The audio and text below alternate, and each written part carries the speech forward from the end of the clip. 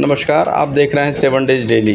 देखिए, इस समय हम एक कार्यक्रम में आए हुए हैं और हमारे साथ इस कार्यक्रम में अवधेश कुमार साहनी जी उर्फ योगी 2 हमारे साथ बैठे हुए हैं। कुछ ये स्वच्छता का कार्यक्रम लेके आए हैं। यह कार्यक्रम क्या है, इस विषय में इनसे हम विस्तृत से बात करेंगे। तो आइए शुरू करते हैं। हमारे चैनल 7 डेज डेली में आपका बहुत बहुत स्वागत है। बहुत बहुत धन्यवाद। और आप स्वच्छता को लेकर एक बड़ा अभियान छेड़ने जा रहे हैं, तो क्या आपका ये कार्यक्रम है और कैसे ये संचालित होगा, इसके बारे में हमारे दर्शकों को थोड़ा विस्तार से बताइए। देखिए, स्वच्छता ये हमारा कार्यक्रम नहीं है, मैं नहीं छेड़ने जा रहा हूँ। हाँ। ये पूरे पूर्वांचल वासियों के लिए, ये गोरखपुर वासियों के लिए, ये सबकी जिम्मेदारी है।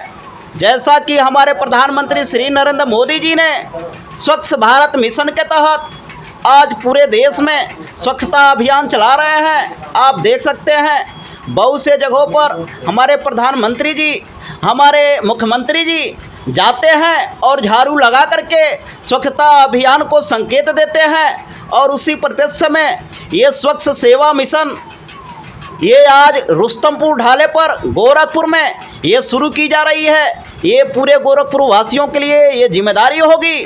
जिन भी हमारे भाइयों को, बहनों को, जो लोग भी यहाँ पर स्वच्छता संबंधी, चाहे वो मैरिज हॉल हो, लैट्रिन की सफाई हो या लाइटिंग की टंकी की सफाई हो, पानी की टंकी की सफाई हो, झाड़ू पोछा एवं तमाम ऐसे कूड़े करकट जो स्वच्छता के संबंधित है, उससे कार्यक्रम को करवाने के लिए, उसको साफ सफाई करवाने के लिए इस संस्था के पास आ सकते हैं और एक उचित मूल्य में अपने कार्यों को करवा सकते हैं।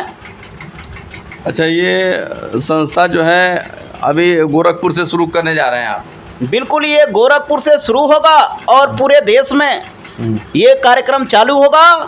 और एक बार मैं आप लोगों से निवेदन करना चाहूँगा कि इस गोरखपुर को पूरे भारत में प्रथम स्थान पर लाने की ज़रूरत है। स्वच्छता सर्वेक्षण में प्रथम स्थान पर हम गोरखपुर को देखना चाहते हैं और उसी के परिप्रेक्ष्य में यह कार्यक्रम शुरू किया गया है। गोरखपुर को आप एकदम स्वच्छ और हरा भरा देखना चाहते हैं? बिल्कुल, हम गोरखपुर को, नाथ नगरी को, बाबा गोरखनाथ के नगरी को हम भारत के स्वच्छ सर्वेक्षण में प्रथम स्थान पर देखना चाहते हैं। और इसी कार्यक्रम से, इसी उद्देश्य से इस कार्यक्रम को शुरू किया गया है। हमारे साथ एक और विद्वान बैठे हुए हैं जो कई किताबें लिख चुके हैं, तो उस किताबों के उस पर हम बात करेंगे। इनकी अभी एक किताब है निषाद चेतना, जो आप देख सकते हैं इस कैमरे के सामने। तो इस विषय में हम इनसे बात करेंगे कि यह निषाद चेतना जो आपने सर ये किताब लिखा है, इस किताब में क्या है, ज़रा हमारे दर्शकों को बताइए। पहली बात तो आप जैसे मीडिया प्रभारी को मैं कोट कोट धन्यवाद देता हूं कि आपने मुझसे ऐसा प्रश्न उठाया कि निषाद चेतना पुस्तक जो मैंने लिखा है, इस संदर्भ में क्या क्या कैसी कैसी बातें हैं। तो जैसे हमारे अवधेश प्रसाद महाराज जी ने बताया कि स्वच्छता अभियान को लेकर के मैं एक कार्यक्रम गोरखपुर में करने जा रहा हूं और मेरा ये विचार है कि गोरखपुर स्वच्छता के अभियान में प्रथम नंबर पर आवे। उसी प्रकार से समाज में, कोई भी समाज में, कोई समाज के लोग जितने लोग हैं, उनके विचारधाराओं को अगर बदलना हो, उनके विचारधाराओं में नई उत्प्रेरणा लानी हो, उनके जीवन को स्वच्छ बनाना हो, तो साहित्य ही एक ऐसा मार्गदर्शक चीज़ है जिससे हम अपने को बदल सकते हैं और आने वाली पीढ़ी को बदल सकते हैं। क्योंकि साहित्य विचारधाराओं में भूत, वर्तमान, भविष्य की जितनी भी चीज़ें होती हैं सब उसमें परिप्रेक्ष्य में सब लिखी होती हैं। और जितने भी आज जो भी देश आगे बढ़े हुए हैं, सब इसी के बल पर, अध्ययन के बल पर, ज्ञान के बल पर, बुद्धि के बल पर, विवेक के बल पर आगे बढ़े हैं। तो मैंने अपने निषाद समाज को भी मैंने देखा, क्योंकि मैं निषाद समाज से ये बात कर रहा हूँ कि हमारे गोरखपुर में बाबा मच्छेंद्रनाथ का जो मठ है, जो गोरखनाथ मंदिर के नाम से आज प्रसिद्ध है जी, तो हमारे पूर्वज असली तो वारिस हमारे पूर्वज हैं और हमारे पूर्वज के वारिस की देखभाल वर्तमान समय में माननीय मुख्यमंत्री योगी आदित्यनाथ के द्वारा जो हो रहा है, इतना बड़ा विकास, तो हमारे निषाद बंधु इससे बहुत ही अच्छा प्रभावित हैं और बहुत ही इसकी प्रशंसा कर रहे हैं जी कि महाराज जी के आने पर जब से इनका कार्यकाल शुरू हुआ है, जी समाज हित में, निषाद समाज हित में और देश के हित में, गोरखपुर परिपेक्ष के हित में बहुत ही अच्छा और सराहनीय कार्य हो रहा है। जी। तो इसके लिए हम महाराज जी को कोट हमारे तरफ से धन्यवाद है। मैं उनके चरणों में अपने शीश को अर्पित करता हूँ, नवाता हूँ,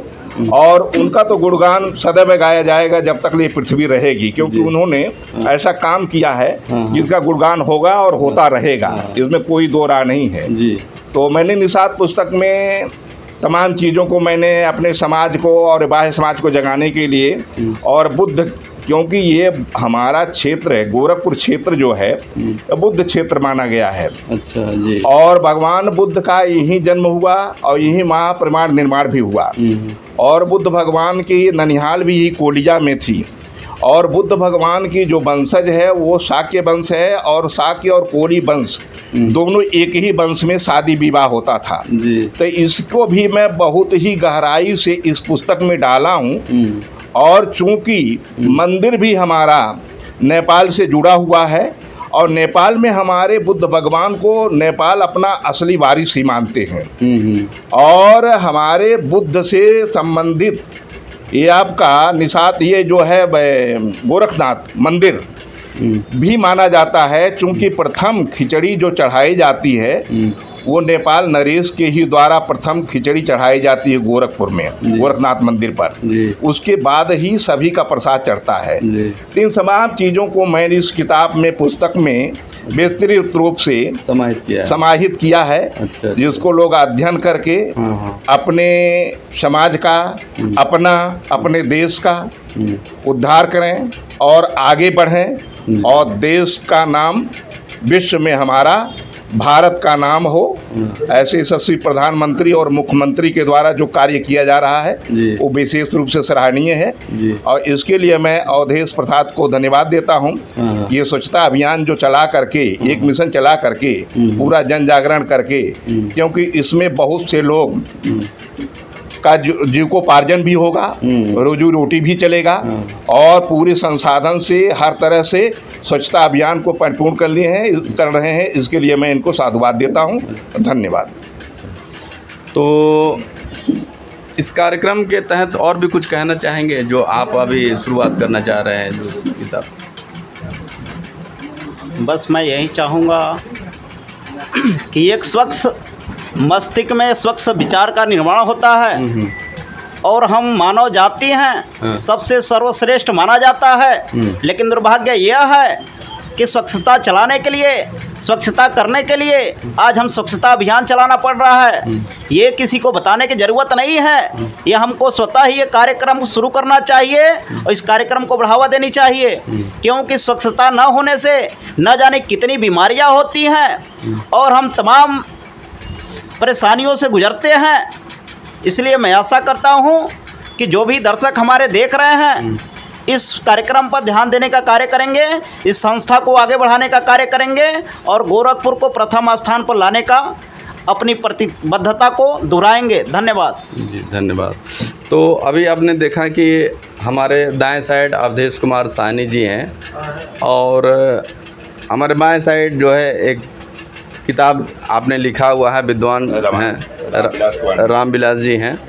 तो आपसे भी हमने बात किया, आपने भी बहुत गहराई से इस किताब के बारे में बताया है, और अवधेश साहनी जी योगी 2 के नाम से जो विख्यात हैं, इन्होंने भी बताया है।